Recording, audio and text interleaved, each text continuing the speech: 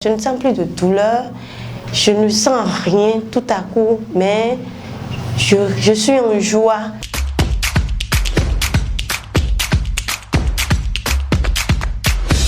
Je devais être là le premier jour, deuxième jour.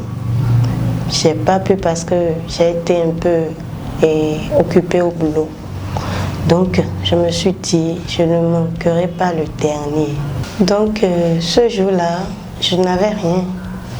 Jusqu'à l'heure, parce que je me suis fait une promesse que je n'allais pas rater. Donc du coup, après avoir fini de travailler, je suis rentrée à la maison. Je voulais juste faire quelque chose, préparer la nourriture et me rendre à l'église quand j'ai commencé par sentir les douleurs de mes règles. Là, quand ça commence, c'est que je ne fais plus rien. C'est que je ne bouge plus, je me couche, je ne pouvais plus rien faire. Je ne pouvais plus bouger, même ce que je voulais préparer, je ne pouvais plus. Et en fait, quand ça commence, c'est que je suis obligée de me coucher. Et quand je me couche, c'est pas que je me couche seulement, c'est que quand je me couche, à un moment donné, je sens le besoin d'aller au sel et d'aller aussi vomir. C'est comme une maladie où je supporte. Et puis franchement, c'est pas du tout la joie. Donc quand ça commence, c'est que si ça venait des fois, je prends un médicament, ça ne se calme même pas. Donc quand ça commence déjà, c'est que je ne peux plus rien prendre, ni manger, ni médicament, rien. Et alors que moi, je me suis déjà fait une promesse que je dois me rendre à l'église. Donc là, je me suis couchée. Mais la seule prière que j'ai faite le jour-là, j'ai dit simplement, Seigneur, je ne voulais pas rater le dernier jour. Donne-moi la force d'y aller. Mais la décision que je pouvais, ce qui est plus facile pour moi de prendre, c'est de me coucher à la maison et de ne pas m'y rendre. Mais l'Esprit de Dieu m'a dit, lève-toi. Va au dehors. Et je me suis dit, si je sors de la maison, je trouve Zim, je vais partir. Mais si je ne trouve pas, je vais pas m'y rendre. Et voilà, je suis sortie tel que l'Esprit m'a dit. Et je suis tombée sur un Zim.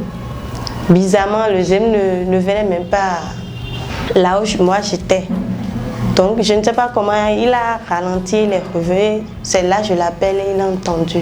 Donc je me suis dit, quand je vais à l'église, je vais me coucher quelque part. C'est ce que je me suis dit, parce que je sais ce que je sens en fait.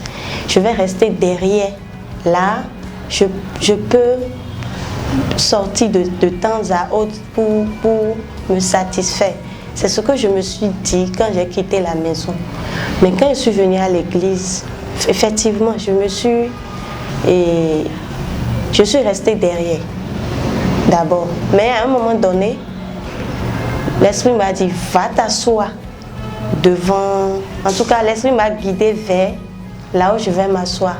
Et là, je me suis assise là.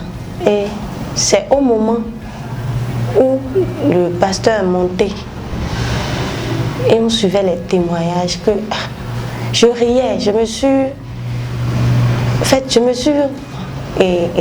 je vois que je ris, je ne fais plus, alors que d'habitude, c'est que je ne peux même pas m'asseoir.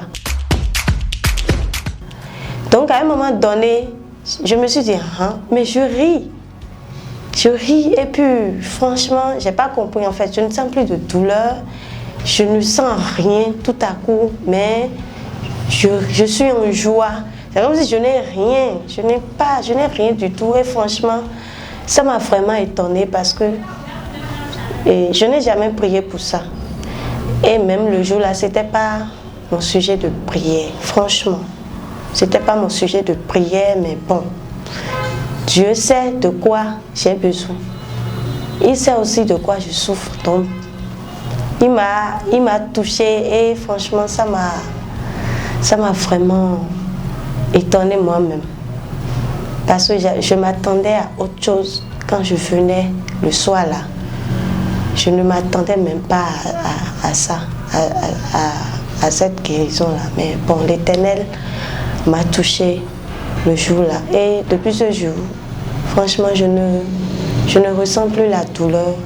Quand mes menstrues s'annoncent, je ne le ressens plus. Donc, je tiens à dire merci à Dieu pour ce qu'il fait. Et je compte encore sur lui pour de bonnes choses.